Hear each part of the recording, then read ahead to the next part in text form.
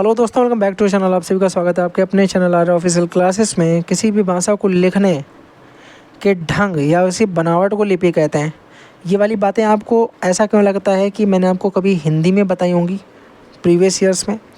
तो बहुत ज़्यादा समय आपका वेस्ट ना करते हुए जल्दी जल्दी से आपका ये चैप्टर ख़त्म करवाते हैं। और फिर मैं बस इतना कहता हूँ स्टार्टिंग में कि अगर नए हो तो चैनल को सब्सक्राइब कर लो ताकि आपको वीडियो ढूंढना ना पड़े, और हिट द बेल आइकन ताकि आपको नोटिफिकेशन मिल जाए। और पूरा सिलेबस मैं बहुत ही जल्दी 8-10 मिनट में करवा देता हूँ। एक एक चैप्टर का एक लेक्चर, एक चैप्टर ख़त्म। तो बढ़िया स्मार्ट नोट्स हैं, टेलीग्राम चैनल पे मिल जाएंगे। ज्वाइन कर लेना मेरा टेलीग्राम चैनल। इससे पढ़ोगे, एक बार सुन लोगे, पूरा ऐसे ही याद हो जाएगा, कोई ज़रूरत है नहीं करने की। चलो शुरुआत करते हैं मेरे भाई स्टार्टिंग में कि लिपि यानी स्क्रिप्ट होती क्या है। बड़े ध्यान से सुनिएगा। परिभाषा होती है कि किसी भी भाषा को लिखने के ढंग या उसकी बनावट को ही हम लिपि कहते हैं। यानी ध्वनियों को लिखने में हम जिन चिन्हों का प्रयोग करते हैं वे लिपि कहलाते हैं। यानी जो अक्षर हम देख रहे हैं ये लिपि है, ठीक है। प्रमुख लिपियां अगर हम बात करते हैं और भाषाओं की बात करते हैं तो मेरे भाई देवनागरी लिपि में हिंदी, संस्कृत, मराठी और नेपाली में हम बोलते हैं, ठीक है। गुजराती में भी हम इसका प्रयोग बोलते हैं, गुजराती और गुजराती लिपि में गुजराती का प्रयोग करते हैं। मणिपुरी में मणिपुरी लिपि लगाते हैं। तो जो नहीं यूज होती है उनको अलग कर दिया है। यहाँ पे आपको हिंदी, संस्कृत, मराठी, नेपाली याद रखना है। देवनागरी का प्रयोग होता है। गुरुमुखी लिपि में हम पंजाबी का प्रयोग करते हैं मेरे भाई। किसमें? पंजाबी में गुरुमुखी लिपि का प्रयोग करते हैं। बंगाली लिपि में मेरे भाई बांग्ला का प्रयोग होता है। बांग्ला में बंगाली लिपि लगती है। ब्राह्मी लिपि में हम प्राचीन संस्कृत और पाली भाषाएं, जो बहुत पुरानी लिपियां हैं, उनमें से आती है ब्राह्मी लिपि। फिर इसके बाद ब्राह्मी लिपि बनी, फिर इसके बाद देवनागरी मेरे भाई इसी से बनती है, ठीक है। इसी की उत्पत्ति इसी से हुई है। फिर अगर मैं बात आपसे करता हूँ गुजराती लिपि की, तो गुजराती लिपि में गुजराती बोली जाती है। इतनी बात भी हमें पता चल गई है मेरे भाई, ठीक है। आगे देखते हैं। देवनागरी लिपि की विशेषता ये होती है कि हिंदी वर्णमाला जो है देवनागरी लिपि में लिखी जाती है, जिसे नागरी लिपि भी कहा जाता है। और इसको हम एक चीज़ और बोल सकते हैं कि साउथ में आई थिंक दैट इसे नंदी नागरी भी कहते हैं। क्या बोलते हैं?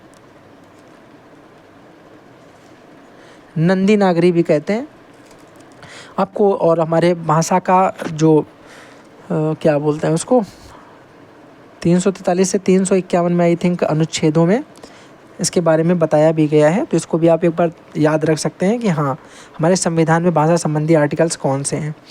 वैज्ञानिक लिपि इसे बोल सकते हैं कि इसे दुनिया का सबसे वैज्ञानिक लिपि इसलिए माना जाता है क्योंकि इसमें जैसा बोला जाता है वैसा ही लिखा जाता है। ऐसा नहीं कि बोला कुछ गया लिखा कुछ और गया, वो वाला कॉन्सेप्ट है। स्पष्टता इसमें इसलिए होती है क्योंकि इसमें एक अक्षर के लिए, बड़े ध्यान से सुनना, एक अक्षर के लिए एक ही चिन्ह का प्रयोग हम करते हैं। यानी जो हम एक ध्वनि सुनते हैं उसके लिए केवल एक अक्षर होता है। जैसे किसी ने बोला का, तो का के लिए आप यही वाला का बना सकते हो और आपके पास कोई दूसरा का नहीं है।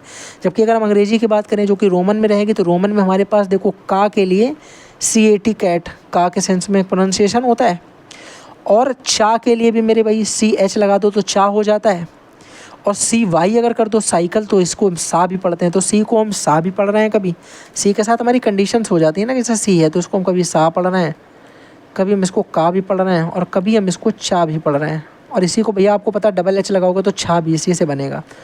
तो चा, चा, छा, का, सा, ये सारे चेंज मेरे भाई होते रहेंगे। पर यहाँ हमको H जोड़ना पड़ता है, तो ये एक अलग चिन्ह हो जाएगा, तो इनको हटा दो। तो यहाँ पे अगर इन दोनों को हमसे माने कि सा और का जो होता है ये एक्चुअल में एक ही सा यानी सी वर्ड से बनता है, ठीक है। समझ में आ गई बात, हाँ या ना? तो सबसे इम्पोर्टेंट बात क्या है कि एक ध्वनि के लिए एक ही प्रतीक का होना।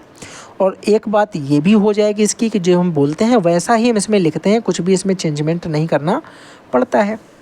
विकास की बात करते हैं तो इसका विकास ब्राह्मी लिपि से हुआ। बड़े ध्यान से सुनिएगा। ब्राह्मी लिपि थी वो पहले गुप्त लिपि में बनी, गुप्त लिपि से कुटिल लिपि बनी, कुटिल लिपि से प्राचीन नागरी बनी, प्राचीन नागरी से देवनागरी बनी। देवनागरी को ही नंदी नागरी के नाम से साउथ में जाना जाता है मेरे भाई। ये बात भी हमें याद रखनी है। साथ ही साथ याद रखनी है देवनागरी का प्रयोग काहे में किया जाता है? नेपाली में, संस्कृत में, हिंदी में। ये सारी बातें मैं आपको ऊपर ऑलरेडी बता चुका हूँ। बनावट की बात करते हैं तो इसमें वर्णों की बनावट सुंदर, सरल और वक्र होती है। यानी जैसा कि वक्र मतलब कर्व्ड होती है, सरल होती है, छोटा बड़ा छोटी। देखे वर्ड हमारे कितने सिंपल होते हैं, चा, चम्मच, एकदम बढ़िया, लो कतई जहर लग रहा देखने में ना। आगे बात करते हैं मात्राएं यानी वॉवेल्स सिंबल्स क्या होते हैं। परिभाषा होती है कि जब स्वर के साथ मिलते और उनका स्वरूप बदल जाता है तो स्वरों के ऐसी बदले हुए स्वरूप को ही हम मात्रा बोलते हैं। जब स्वर किसी व्यंजन के साथ मिले, आके ऐसे घूम के आए और एक व्यंजन के पास आके उनके गले लग गए कि भैया तुम आए थे तो तुम तो भैया थे पा, लेकिन जैसे ही एक स्वर ऐसा आया जो इसकी मात्रा के रूप में इसमें लगेगा, मात्रा मान लो इसको मैंने कर दिया बड़ी की, इधर लगा दिया पी, तो अब ये पा हो गया पी। तो यानी पूरी बात देखी जाए तो पापी वाली बात हो गई। ये पहले पा था, केवल आ का डंडा लगा, तो अब ये पा हो गया। बड़ी की मात्रा इसमें लगी तो ये पी हो गया, पूरा मिलाया तो पापी हो गया, तो शब्द बन गया। तो यानी किसी व्यंजन में ऐसे स्वर जिनके लगने से उसका स्वरूप और उसकी ध्वनि दोनों ही बदल जाएं।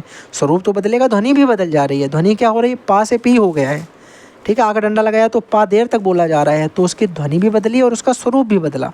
तो उसे हम स्वरूप चेंज करने वाले उसको अवयव को क्या बोलेंगे, मात्रा बोलेंगे। तो जब स्वर व्यंजन के साथ मिलकर के उसका स्वरूप बदलता है तो उसे मात्रा कहते हैं। नोट के लिए लिखा है कि छोटा आ कोई स्पष्ट मात्रा नहीं होती है, लेकिन याद रखना व्यंजकों में हलंत हटा करके उसे पूर्ण करने के लिए हमेशा छोटा का प्रयोग करता है। ये वाली बात मैंने आपको कल वाली क्लास में बताई है, देखिएगा जाके, ठीक है। अन्य मात्राएं आपको पता है, छोटा बड़ा की मात्रा, छोटी बड़ी, छोटा वो बड़ा वो, ए री ऋषि, ठीक है। ए की हो गई है, ए की हो गई है, ओ की हो गई है और औ की हो गई है, ठीक है। तो ये वाली बातें भी आपको पता होनी चाहिए मेरे भाई। लेखन अभ्यास की अगर हम बात करते हैं, सिंपल है, तभी तो मैं इसमें ज़्यादा आपका टाइम वेस्ट नहीं करूँगा, सिंपल है। लेखन अभ्यास की बात करें तो लेखन का अर्थ होता है अपने विचारों, भावनाओं, थॉट्स को लिखकर व्यक्त करना। जब मैंने आपको लेखन वाला चैप्टर पढ़ाया था तो मैं आपको ये वाली बात ऑलरेडी करवा चुका हूँ लेखन में, ठीक है। बात करो लेखन के प्रकार, तो अनुलेख होता है, श्रुतलेख होता है, सुलेख होता है। 3 तरीके के हमने पढ़े, कौन कौन से, अनुलेख, श्रुतलेख। कौन कौन से पढ़े भैया, एक तो पढ़ा अनुलेख, दूसरा पढ़ा श्रुतलेख, तीसरा पढ़ा सुलेख। अनुलेख का मतलब होता है अनुकरण करके लेख करना, यानी सामने कुछ लिखा है उसको छापना, टीपना बोलते हैं, जैसे छापना या टीपना। बोर्ड में लिखा है उसको देख के छाप लिया बच्चे ने, कॉपी कर लिया, बात खत्म। श्रुतलेख, श्रुतलेख श्रुत और लेख, सुनो और लिखना, सुनना और लिखना, सुली हो गया ये, सुनना और लिखना। इसमें छाप के लिखना, यानी सामने बोर्ड पे कुछ लिखा उसको छाप के लिख दिया। सुलेख का मतलब होता है सुंदर लिखना, सुंदर लेख, कैसा लिखना, सुंदर लिखना, तो सुलेख सुंदर लेख होता है। एक बार देख लो। अनुलेख क्या होता है, लिखावट के पीछे बाद में लिखना, जैसे कि शिक्षक बोर्ड पर लिख देगा उसको देख करके बालक कॉपी करेगा, क्या करेगा, कॉपी। श्रुतलेख की बात करें तो इमला वगैरह जो होता है शिक्षक बोलता है और छात्र उसे सुन करके लिखता है। और वही अगर हम 3rd नंबर पे बात करें मेरे भाई सुलेख की, तो यहाँ पे सुंदर और आकर्षण लग से लिखा जाता है, मतलब सुंदर लिखना है, सुंदर। पूरा कॉन्सेप्ट यहाँ पे सुंदरता पे टिका हुआ है भैया, ठीक है। सुलेख, अगर हमसे कोई बोलता है कि सुंदर लेखक के गुण मेरे भाई क्या होते हैं, बड़ा सिंपल गुण है। एक तो अनुपात होता है, अक्षरों की लंबाई चौड़ाई अनुपात बराबर होना चाहिए तो अच्छा लगेगा वर्ड देखने में। जैसे मैं आपको दिखाता हूँ, कुछ लोगों का ये कहना था कि भैया इतना गंदा लिखते हो, जैसे ये सुंदर भी देखो कितना गंदा लिखा है। आप बताओ, क्या मैं आपको यहाँ पे बैठ करके, ऑफ कोर्स ये तो सिखा नहीं रहा हूँ, देखो ये देखने में सुंदर सुंदर भी लगने लगा, क्यों, क्योंकि भैया यहाँ पे देखो अक्षर सारे लगभग सेम बने, ये थोड़ा सा ज़्यादा लंबा हो गया, वैसे अक्षर सबरे सेम है, ठीक है। लाइन ऊपर देखो, ठीक है, सिरोरेखा बढ़िया खींची है, नीचे मात्रा एकदम औकात की जगह लगी है, तो सुंदर हो गया। और मैं आपको एक बढ़िया तरीका भी बताता हूँ, जो लोग लिखने की कोशिश करते हैं सुंदर, वो बस एक काम करें, पेन को थोड़ा सा टेढ़ा करके हल्का सा फोल्ड करके लिखें इस तरीके से, जैसे सुनना, बोलना। मेरी कॉपी में राइटिंग थोड़ी अच्छी बन जाती है, इस पर लिखना थोड़ा सा भैया टफ है पैड पे, ठीक है।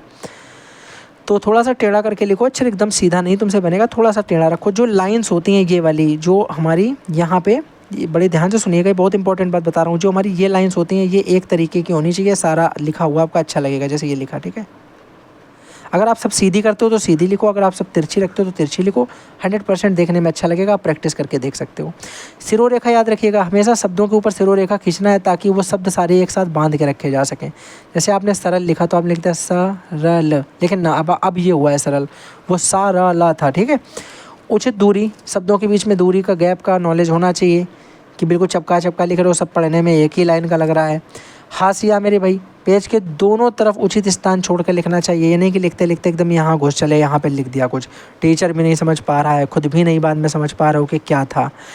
लेखन सिखाने की विधियाँ क्या होती हैं, एक तो अनुकरण विधि होती है, जिसमें टीचर लिखता है, बच्चे को देख करके लिखना होता है, यानी लिखावट को देख करके नकल करना, वही कॉपी जो हम लोग अनुलेख में पढ़ रहे थे, जो हम लोग अनुलेख में भैया पढ़ रहे थे, वही हमारा अनुकरण विधि में आता है। मांटेसरी विधि में क्या होता है, इसमें गट्टे या लकड़ी पे अक्षरों को बालक की उंगलियों में फेरता है और फिर कटे हुए सांचों में पेंसिल चला करके अक्षर बनाता है। ठीक है, कटे हुए जो सांचे होते हैं उसमें अक्षर बने होते हैं ऐसे कटे कटे, उसी के ऊपर ऐसे घुसेड़ के पेंसिल उसमें चलानी है। तो पहले से वो कटा है वहाँ पे पेंसिल चलेगी, बाकी ऊपर तो चढ़ा नहीं दोगे आके। तो ये वाला मांटेसरी में हो गया।